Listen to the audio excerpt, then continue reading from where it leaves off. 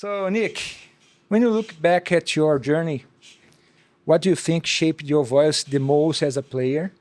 And do you remember the moment like you stopped trying to sound like other guitar players and start sound like yourself? Yeah, that's a great question. Okay, So that's cool. a long question, a long answer, I guess. Okay, that's cool. You know, I guess like any young guitar player who's passionate and is really interested in doing something with all that energy they have, like wow, music and excitement. It's kind of easy to fall into a trap sometimes of trying to copy your heroes or what are they doing? I want to do that, especially now with social media, all that stuff. I grew up, you know, in a small town, very small town of maybe just a couple hundred people. Right behind our house was a farm, and it was all dirt roads and stuff. So I didn't really have anybody around. And I started playing guitar because I had a neighbor. I was 13 at the time. He moved in, and he was 14. And I'm not sure what it's like in Brazil, but in Canada, you're in public school or 8th grade, and then when you're 14, you go what's called high school. Yeah. Okay, so that's a massive difference. Maybe he had. He's a little bit different. Yeah, he It's had the same school. no, no. He had he was going through puberty. Maybe he had a deeper voice or he had some acne and spiky hair. I was like, whoa. And one day I heard him playing guitar through his basement window, and I was just standing on my front porch, like. And I remember listening to him, and I was kind of like, in an old cartoon where they have a pie on the windowsill and floating towards the. I heard, and I went over, and eventually I worked up the courage to knock on the door. That's an analog text. And I was, he came to the door, and can I come down to your basement with you? Which is a weird thing to ask somebody. But I sat down in the basement, and he gave me the guitar, and he said, just play one string. I played one string, and then I moved my finger, and the pitch went up, and it blew my mind. I didn't know that anybody could play guitar. I didn't know. I grew up listening to my dad's music, Led Zeppelin and Black Sabbath, Pink Floyd, all these 70s and 60s progressive rock bands. And I thought you had to be one of those guys to play music, which makes no sense. Okay. But I thought you had to be professional to even buy a guitar. So I got a guitar for my birthday. I begged and pleaded for it. And what I realized about the instrument was my whole life I had been looking for something to help kind of center myself. I had, as a young kid, like pretty young, I had really bad depression. I was maybe 4 or 5 years old, and I started to notice, I started to notice these very heavy feelings and emotions, and I didn't understand it. I still kind of don't understand it. But, dealing with that and then getting a guitar, I remember within the first week I was playing 8 hours a day. Just not for any reason, not to get better, just to like feel better, Mm-hmm. And that has been the only thing even to today, that's the whole point of this. It's not for any other reason than just to try and understand why I'm here. So alone, you didn't have like a teacher to support you? No, I didn't have a teacher. No. So what did you do like for learning? So at the time, there were a lot of guitar magazines that would put out magazines with songs in them. You could learn how to play the songs. I would go to the library, and I would take books out of the library. I would listen to my dad's albums at half speed. I just slow them down and try to learn. And by the time I was maybe 15, about a year into playing, I was in high school, and you start meeting more people with the same mindset. Okay. So I started to play in a band, and you just meet people. And I had a really good friend that also played guitar, and I used to go over to his house after school.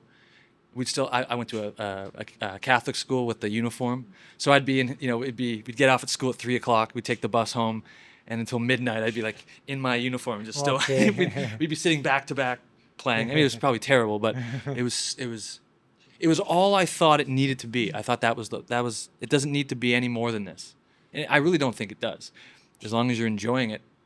But at some point you realize I got to pay the bills. How am I going to pay the bills with this? So then I started teaching, and that was fun for a while. I noticed I was teaching maybe too many students. because I developed a bit of a back problem. I was teaching around 60 students a week, and I would be sitting.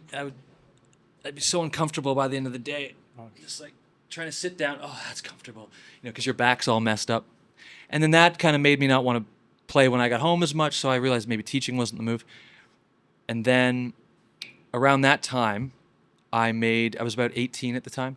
I made a little demo CD on a 4-track recorder I had. This was 2005. I made this little CD, and I sent it to who was my favorite guitar player at the time. He had his mailing address on his website. Whoa. It was a guy named Brett Garced. Oh, all right. Does anybody know Brett? Yeah. One of the best. Yeah, one of the amazing, best. amazing. And I sent it to him from Canada to Australia. It probably took 10 years to get there at the time. And he actually emailed me back. Whoa. He did. He emailed me back, and he said, "This is really cool. You're on to something. Just keep going." It reminds me of Greg Howe, because I really liked Greg Howe at the time too. Okay. He was really cool. So just hearing back from somebody that I really looked up to was very exciting, and I'd never had that before, because my parents don't play music, my brothers don't play music, my extended family, no one plays music. They don't even know my music, so I didn't have anybody that was giving me any positive reinforcement, I guess, and I didn't realize I needed that. Sometimes you need that, So when Brett responded to me, I had a little bit more confidence. I started showing this CD to a few people. So I was 18 at the time, maybe 19. And there was one guy in the city I lived nearby, and he was maybe 40 at the time, quite a bit older than me, 20 years older than me. And I gave him the CD too. I gave it to him. He's a really good player. And he listened to it, and he came back the next day, and he said to me, "You have to make a decision what you want to do. Do you want to be the super technical shrapnel Mike Varney shredder, or do you want to make music, like melodies?" And I didn't even realize pretty much everything I was doing at the time was me trying to express as much technique as possible. You're a teenager, you're like, oh my God. Anything I can do now on the instrument, I learned how to do back then, so it was still new and exciting, And I remember he said to me, "Okay, I'm going to give you a task, and this is kind of good for anybody to try." Nice. He said, "I want you to come back with a brand new song after the weekend with no guitar solo in it. No place for solos."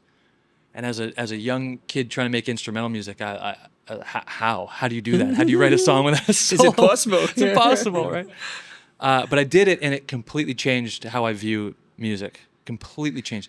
I started to think more about, okay, if I don't have any solos or leads, what the hell is an instrumental song? And it just became all melody, and just all harmony started to come in. And then you start working with the harmony, and you realize none of these chords in this key are expressing what I want. And then you stumble on something, and then all of a sudden, an entire side of your brain opens up. And then at that point, I bought a piano, a little keyboard, and that's kind of when everything changed. But it really started with me just being so confused about who I was, and needing something to almost act as a something to center me, and that's really been this whole journey of me figuring out what I can do with this, how does this make me feel, and where am I going with it? Because it's an endless journey, as you know. And at this point, I've released, I think in total with all the bands I have, somewhere 12, 13 albums or something like that. And I have another one coming out this year, another one next year. Mastodon album's coming out. It's constantly just trying to figure out who I am through music.